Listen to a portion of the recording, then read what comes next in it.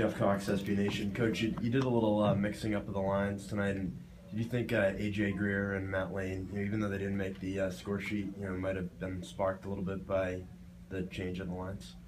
Yeah, I really liked the makeup of our lines. I thought A.J. probably had as good a game as he's had all year, and he brings a little bit different element to that line. I like Robbie playing with Lane and Olsen. There's a little bit of balance there too, and I thought the Moran line obviously played. They didn't play much in the third period, but obviously they get that huge goal to make it 2-1. When we're on our, I don't think we were playing great at that point. We weren't playing as poorly as we were in the first period, but I thought we were playing better. And I thought that gave us a little bit of a spark. So, you're always trying to mix and match and trying to find the right formula. And even this late in the season, you're trying to do that. And it was just kind of a hunch by our staff, putting AJ up there with Kaysen and Ati, and Robbie playing with Matt and Olsen. That can be a pretty good line. So I thought all four lines contributed tonight, and it truly was a team effort. I know people talk an awful lot about our top line, and obviously they were on the ice for 2 goals, the third and fourth one. But I didn't think they had a great night tonight.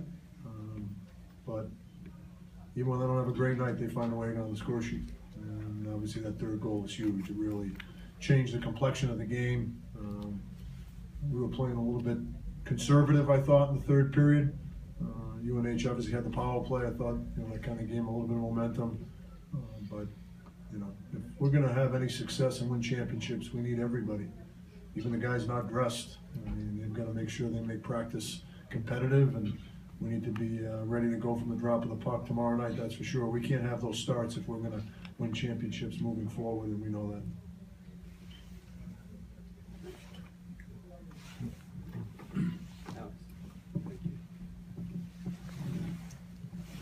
Coach, as you said, this team has a respectful swagger about them, but all 3 games in the Garden this year, there's been those nerves in the first period. What do you think you might try tomorrow? Is it just going to be experience and going through this a number of times? The good news is you come out on top all 3 times, but you want to get over that.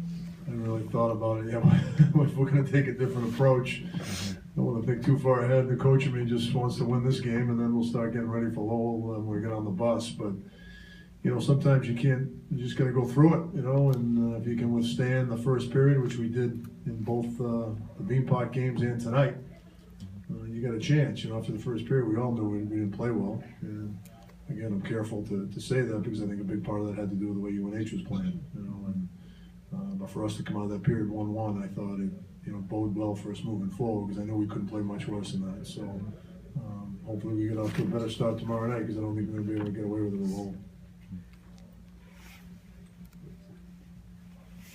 Ariel Aronson along the boards. Coach, it seems like your defense core made some sloppy turnovers. It's really struggling to take care of the puck, especially in the first period. Right. What do you think was going wrong there, and how do you think their play evolved over the course of the game? I thought it got much better. Again, when you have 4 18-year-old defensemen, it's you put them in this environment, and what's at stake. It's human nature. If you only had 1 or 2, you can rely on the veteran decor maybe to settle them down, but when they look to their left and they look to their right on the bench, there's a guy that's in a similar situation. He's an 18-year-old freshman. He sure the hell isn't going to calm you down. He's as nervous as you are. So, but like I said, I thought all of them did a much better job as the game progressed. And I looked at the shot chart in the second period, and I don't think they had I think the best scoring chance they had was our shot on their own goalie. And so after the first period, they had 12 glaring chances and 12 shots in between the hash marks, where in the second period they had none. So I thought they settled down, and that's not easy to do. When you struggle in the first period and you can settle yourself down and have a good second period, that's a sign of mental toughness. And I'm real proud of them. We'll take one more, Coach.